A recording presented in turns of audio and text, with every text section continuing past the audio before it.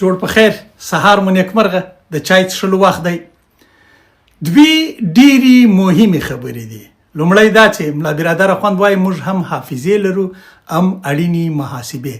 د ملا برادر اخوند تر دې خبره یوازې یوه ورځ وروسته یعنی 13 ورځ په یکشنبه باندې د پاکستان په سیاست کې لورایه تغییر ښکارېده. که چا د اسحاق ډار د پاکستان د بهرنیو چارو د وزیر اسحاق ډار خبري کانفرانس کتلی وي نو هغوی ته به دا فرق او دا لید لورایه ورمعلوم شوی وي.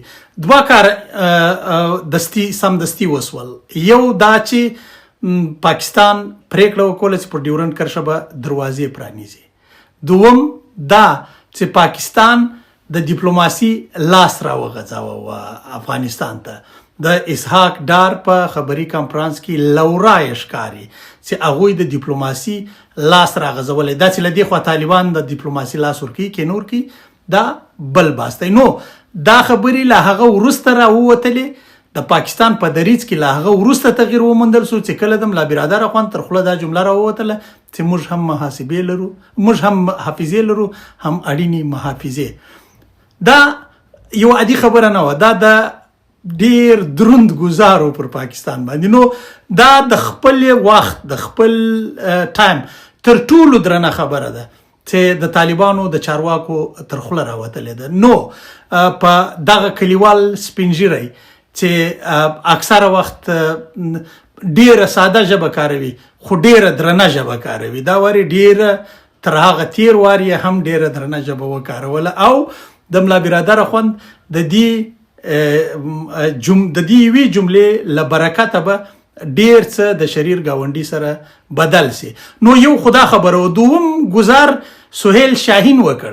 سهیل شاهین پر پاکستان باندې په امریکا کې د افغان لکنوال له لوري برید د پاکستان د احتمالاتو بهر ونه ګاڼه. هغه ډیر په واضح الفاظو 13 ورځ یعنی د یکشنبې په ورځ وویل چې دا برید دی وپلټل سي. او همدا غوښتنه د افغانانو هم ده.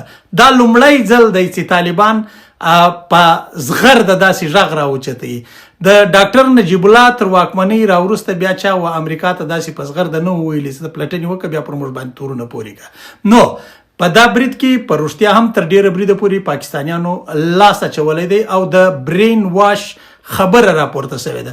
بله مهمه موضوع دا ده چې د افغانستان د پوځ او د افغانستان د دفاعي لیکو د دفاعي صفوفو د پولیسو منصوبین وایي چې د په تیرو 3-4 کلونو کې پاکستاني استخباراتو بیا رابطې ورسره کړي دي، بیا یې غوښتنه ځینې کړې ده چې له دوی سره همکاري وکړي. نو شاهي لکنوال هم یو له دغې جملې څخه وي. دا زښته زیاته مهمه خبره ده چې سهیل شاهین صاحب راپورته کړې ده. نو پاکستانیان د دې دوه خبرو تر کولو وروسته ډیر وارخطا بریښي. نه یوازې پاکستانیان وارخطا بریښي، د پاکستانیانو هغه افغان جاسوسان هم ډیر وارخطا بریښي چې کله کله په ما پسې خبرې کوي. خو بهرحال زه به لا لږ حوصله وکړم ورته ګورم چې څه کېږي. نو ولې طالبان و چاته حوصله نه کوي؟ د طالبانو دغه حالت چې دا یعنی د طالبانو د ملا برادر اخوند نننۍ وینا په واقعیت کې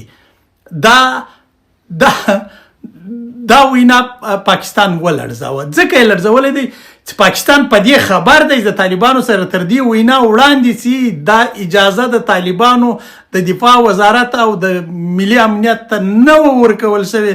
هغوی داسې وسایل ترلاسه کړي ول چې په پاکستان پسې تر هره ځای پورې تللی شوی.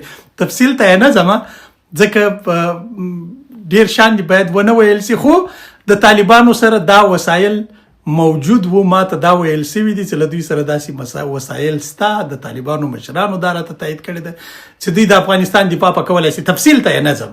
خو اوس چې کله اجازه ورکول شو په رسمي ډول باندې د ملا برادر اخوند لخوا څخه دا د دې مخه بیا څوک نسي رانیولی.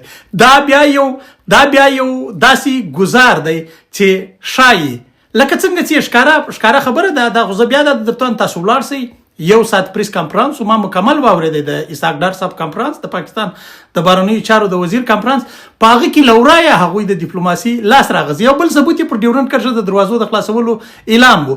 نو د یو داسې افغانستان په هیله چې دشمن پر ګونډو کې د یو داسې افغانستان په هیله چې خپلې نورې لارې ولټوي او پر یوه ګاونډي باندې تکیه ونه کړي، خاص کر پر شریر ګاونډي باندې. نو دا دوه موضوعات ول ما در سره شریک کړل. خدای مو شاد آباد او بریالي لره. زه له تاسو سره یم، هیڅ داسې خبره نه ده پیښه، هیڅ داسې څه نه دي سوي چې زه به د خپلو ملګرو، د خپل ولس، د خپلو خواخوږو میدان پرېږدم. هغه د ملا یعقوب اخوان خبر میدان پرېښودل د بې غیرته سړي کار دی. د خلکو په خبرو په سر مه ګرځوئ. هر څوک چې څه وایي هغوی اصلي د پاکستان بچان دي. هغوی غواړي چې په ولس کې هغه کسان بدنام کړي چې هغوی اصل کې د دوی د بادارانو خلاف غږ راوچتوي. نو میدان پرېښودل د بې غیرته سړي کار دی، او کني پرېښودی نو بیا به د بې غیرته بیا چې ورته ویل وایاستئ. دم ګړی مو پر الله سپارم. خدای مو شاد آباد او بریالي لره. د یوه داسې افغانستان په هیله چې هم هر افغان هم حافظه ولري او هر افغان هم محاسبه وکړای شي. ژوند خدای مو شاد آباد او بریالي لره.